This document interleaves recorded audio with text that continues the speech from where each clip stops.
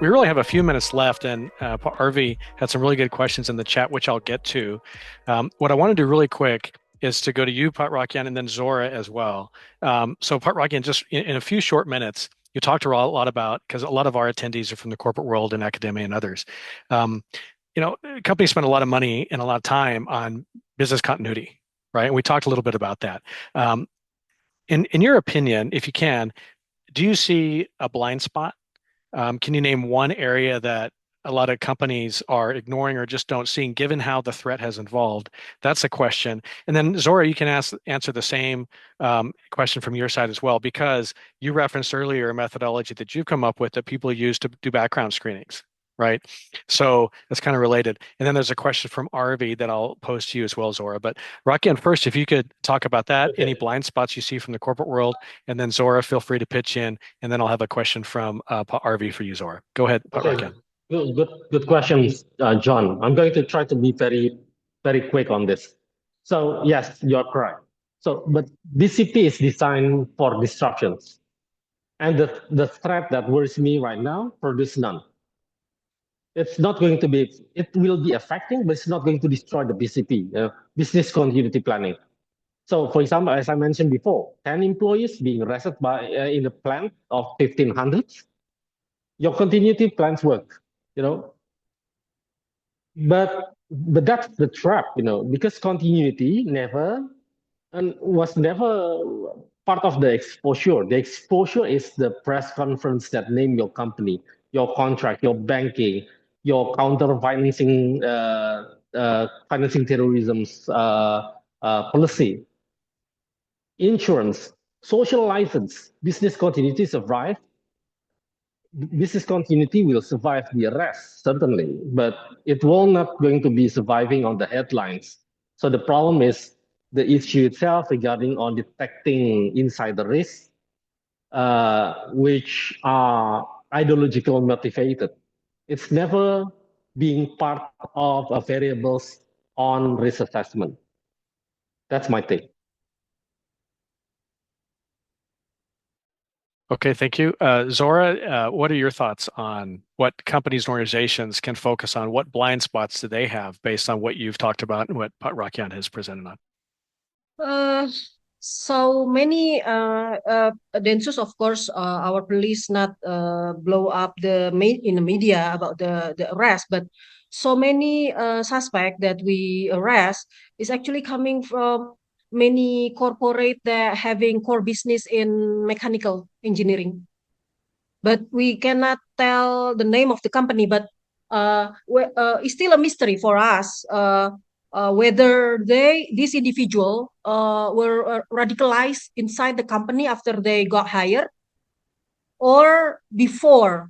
If it's before, then the HR, that's the gap in the HR. Maybe lately, so many requests to me about because usually the HR, because I was before forensic, I was in industrial psychology IO for company like recruitment and placement, and usually we psychologists only use like a MMPI, psychotest, CVIT, IQ test for employees, but never we test about the radicalism score.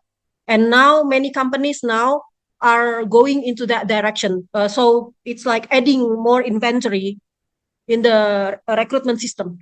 So to prevent, because in case maybe they are radicalized outside the corporate and then they come to the corporate and then become maybe they are angry because the salary is not increased and this and that. So the it's like a fire inside their mind, and then after they see around the corporate, the company, and then it's building the fire become, there is a gasoline in it, so it become radicalized.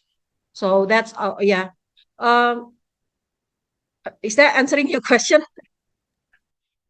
I think so. I think so. That's interesting aspects that companies can focus on. Another question we had from RV was really, if I can summarize it, and please clarify, the how can society better understand goals of terrorism. I think in your presentation, Zora, you had, there's three buckets of different types of extremism, but it's hard, especially how, and Patraki, you talked about how organizations are changing.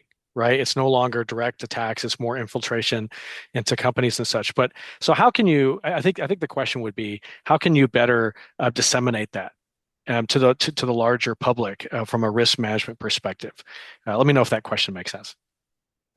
Yeah, uh, we have some inventories used in doing the screening, and uh, uh, first when we are asked by the HRD, usually we ask what do they want, like, because if sometimes the some corporate having many Islamists applying, another corporate, another company having so many uh, Gen Z applying, but not Islamists. So we need to know the profile of their applicants in the first place, and then after seeing the applicants, so we know that they have a we can use certain tests to measure the candidates, something like that. And I'm interested about answering what RV, one of the question, I think Mr. RV, yeah. He asked about, are you only focusing the kinesthetic or non-kinesthetic? It's important because many of the arrests now, although there we have a zero attack since 2023, but we have so many arrests at the moment. Every month is like 10, 9. So you don't see it in the media. Why? Because these people only not doing bombing, but they only spreading the content in the social media. So answering Mr. RV, it's preparation, like spreading, distributing the material also got arrested. And we now have a new KUHP, a criminal conduct, criminal law, that stated in the clause in one of the article in the KUHP in the criminal law that a person who's spreading the news, about radicalism can can be arrested under that law. So be careful. I always, usually in my training, I always say to the Gen Z, and please, I know you're so full of spirit and want to criticize the government, but be careful when you clicking something. There's another question from Mr. RV about what's the difference between the being expert following the news about terrorism and also become a terrorist. So to be honest, I will not give you a, a pleasant news. Densu sometimes don't know. So they sometimes arrest all of it. Whether you expert in terrorism that don't want to work together with the government, or you part of the extremist network, they don't know their state of mind, so they just arrest all. But then we psychologists, the one that knowing the state of the situation of your mind, like, are you just following because you're interested in the idea, or you just doing researching? Law enforcement densus admit one time they almost arrest expert, but because densus asked people like, who is this person, and then the other experts say, no, he's just doing clandestine, going into the extremist group. So Densus finally released because it's important to work together with the government, so the government know what you're doing when you joining the group. Thank you, Dr. Zora. I was going to say that, Henry, you had your hand up. I think you made a point, but yeah, crisis management reputation as part of the BCM is not only in business alone. I think do you want to add anything to that? Go ahead. Yes, thank you, John. I think the complication of here is that many people treat that because of the name business continuity, they'll take that it's just to continue the business. But in order to continue the business, reputation, crisis management is always part of it. I did a few projects in Indonesia before, but I'm not actually in Indonesia like all of you that know the situation that well. I'm not sure that is the current readiness in business continuity in Indonesia or in Jakarta. Is it ready to handle the terrorists itself? But regardless, when planning for business continuity, you should consider all this as a totality. Yeah, thank you. Oh, that's great. Thank you. And I think really the point that Rakian made and others is that it's changed. And so the threat that companies and organizations face is different, need to respond accordingly. We have time for a few more questions. Edo, really good question in here. And maybe I'll kick this to you, Dr. Zora, if that's okay. If there's any effective due diligence or psychological test for a company to check whether the employees are screened from the negative list, including terrorism activities. So I think this is, you came up, your tool, the Micro tool, and others have been used for this. So maybe you can further explain how your tool is being used by organizations for employee background checks. I think, Edo, if that what your question is about, Dr. Zora, go ahead. Yes, thank you. This is I will because visualization helps me. So this is one of the tests that you mentioned. So this is for company. I just did it like 2 weeks ago for one of the government companies. So this is one example of the one report for one person. So the score is highly radical, and then we attest social adaptability, if he can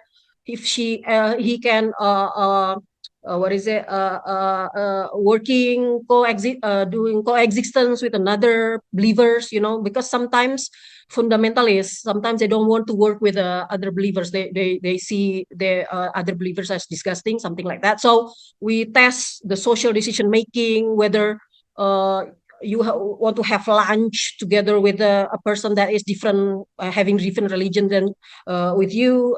Also, you want to mingle with others, this and that. So we tested, and then exclusivism, intolerance, and then this is an example. Our recommendation is not to accept the person, but sometimes if it's just a radical medium or low, we recommend to accept, but with another training about social adaptability, social adjustment, something like that. So I hope this is answering your question. Thank you very much for the answer. Yeah, it is. I mean, I understand that there is a psychological test, but what about the other probably the like a negative list that we can check whether this You mean person criminal? exposed? Yeah. I see. Do you mean criminogenic characters? Well, based on a historical or something, maybe there is a database Yeah. for that. We do. Yeah. We Okay, call it that's great. 8 central factors. Yeah.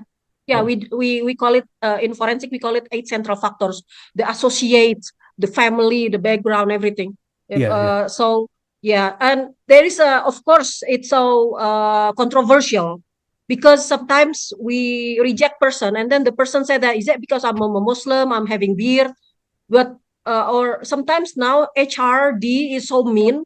They will, because so many applicants, so we select only certain amount, and sometimes we also check the social media, what they like, what they follow. So sometimes I said to the young UI, University of Indonesia graduate, I said, be careful what you post, because you will apply job somewhere one day. Yeah. Sure. This will be very helpful. Thank you. Thank you. Oh, thank you. And then the last question we had, which is related to this, we just give a really quick answer to this, but maybe to Dr. Zora and Rakian, if you know of this. I think Arvi asked a very good question that, for example, in the U.S., they've designated, money or, drug trafficking organizations as terrorist groups, right? So have we seen any of that in Indonesia in terms of identifying criminal organizations as terrorist groups for law enforcement purposes? I think that was what Arvi's question was. I think it's a very good one. Very interesting too. Any thoughts you might have, Dr. Zora or Rakian? Well, there was a Maybe Mr. time. Yeah, okay. So because I used to be working in the parliaments, especially on the commissions of law and human rights, there was a time where we trying to put. There was a big case where I'm becoming one of the witness expert on that. The anarcho or the anarchist movements conducting an attack against a police post, which, according to by definitions of counterterrorism law 2018, it can be categorized as a terrorism act. But then the law enforcement choose to drop the case, not to pursue as a terrorism act of terrorism, just only a normal criminalities, common criminalities. But again, that's because in law context, uh, uh, uh, there's a politics in law. We call it a politik hukum, where law enforcement organizations able to, in the end, decide whether they want to put certain organizations that conducting a criminal act that supposed to be put inside by definition as a terrorism activities, but sometimes they want to put it out for a political reasons. But that's normal in Indonesia, and I think it's normal in so many countries. Yeah, but answering your questions, no, they're just only religious based organizations that being mentioned as a terrorist organizations, and there was a couple of statements by government officials in 2000 during the Jokowi administrations that put the OPM, the Free Papua organizations, as a terrorism group. Great, thank you, Pat Rakan. That's excellent. Dr. Zora, anything to add to that particular comment? I just want to add that sometimes in cases, in reality, sometimes there is a conflict. It's not the conflict like conflict. I mean, there is a case that can sometimes the Polri, our national police, give it to Densus, but then Densus reject. It's because Densus think that this is not ideology, not based on ideology. So it should be Bareskrim, the criminal unit, the one that doing. So sometimes there is a debate when handling the case. Is it belong to, I don't know, maybe in US, like, is it LAPD or FBI, something like that. So same happened to us, like, is it Bareskrim or Densus? Sometimes the one happened in the SMA 72, in the 72 high school.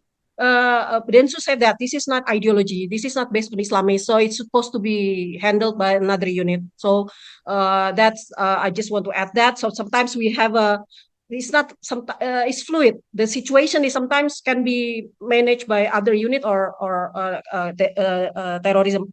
And then the last question is interesting about Tony, from Mr. Tony, saying that this is have to be careful. Yeah, I agree. That's why one of my article is writing about Islamophobia. Sometimes when we do the countering terrorism, we have to we also have to be aware of doing it overdoses, doing it like it's like when we eat some pill, Panadol or paracetamol, and then we make it too much. Yeah, so we have to be careful, not by punishing people that is maybe like, for example, one of the group is Jamaah Tabligh. Jamaah Tabligh in Europe is being assaulted by far right terrorism activity because Jamaah Tabligh is actually not extreme. They just praying in the mosque together, black, wearing black. But maybe the far right in Europe scared about them, so it becomes Islamophobia when we are not careful in countering terrorism. So we have to be like in the middle. In Islam is called wasatiyah all the time, like countering this, but not too much, not overdoses. I understand your concern. Thank you. Okay. Thank you, Dr. Zora. Thank you, everyone. It's about time. We've come over right to the end of our webinar. So really great questions from everybody in the chat. Thank you for that. Good participation. So I wanted to go ahead and wrap it up out of respect for everybody's time. So thank you very much, Dr. Zora, Pat Rakian, and of course, Pat Noor Huda, who had to leave us early, but fascinating information. I think all the presentations were very detailed with a lot of good information, everything from frameworks on psychological aspects and the use of AI, and also best practices for community resilience and organizational readiness. So I think a lot of good takeaways here. I want to really thank Ian for setting the context at the beginning of today's discussion, helping frame the strategic importance of these issues. So we've talked about demonstration, our conversations demonstrated terrorism, crime, technological developments, and strategic risk are increasingly interconnected, right? We talked a lot about things that are very interconnected and they all relate to each other. Addressing these challenges requires collaboration across governments, businesses, academia, civil society, and local communities. So we hope that the webinar today has been very useful for our attendees, provide you some takeaways on what you can do in your organizations to start thinking about these challenges that we face. Before we conclude, I just want to mention an upcoming opportunity with the ISRM ASEAN. Next week, we've offered a free complimentary level 5 training in corporate risk and crisis management, right? Normally this comes at a cost from ISRM, but we've posted out on our LinkedIn page as well as, and Janice sent it out on the email. It's normally paid, but it's available free of charge if anyone who wants to sign up for it. It's from 3:30 till 5, so this same time, Monday through Friday for next week. If you want to get a certification, there'll be a separate fee for that, but participation in of itself is free. Last thing I really want to give a big thanks to Janice. We started the webinar with congratulating her on her award at the university, and just a big thanks to her for everything, for communicating with our presenters and our attendees and everything she does to help get things off the ground here at the ISRM. So thank you very much for Janice. So thank you everyone for joining today. And we'll keep you aware of future webinars we have over the next year.